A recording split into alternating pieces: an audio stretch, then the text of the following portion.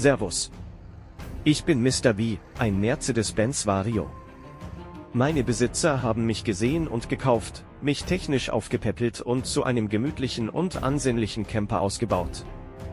Nun starte ich in mein zweites Leben, darf die Welt entdecken und mich in das Abenteuer Vanlife stürzen. Auf geht's!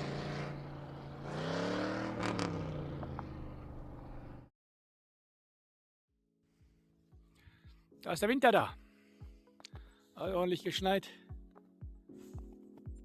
Und ich will mal sagen, es ist vorbei mit Winterdepressionen, weil dafür habe ich keine Zeit mehr. Der Schnee muss ja weggemacht werden. Irgendwie muss der Schnee ja weg.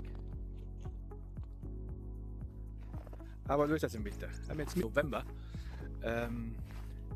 Nur noch ein paar wenige Wochen. Dann geht die große Reise los. Vorbereitungen sind getroffen, eigentlich abfahrtbereit.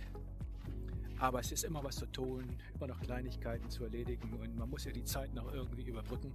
Ja, Mr. V steht schon in den Startlöchern, der freut sich schon.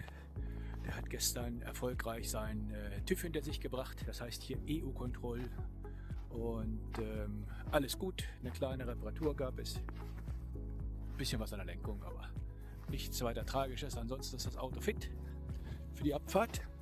Ich würde sagen, bald geht's los. Ich hoffe, dass wir dann in unserer Reise auch ein bisschen Sonne, die sich da hinterm Berg befindet, dass wir die auch richtig im Gesicht haben.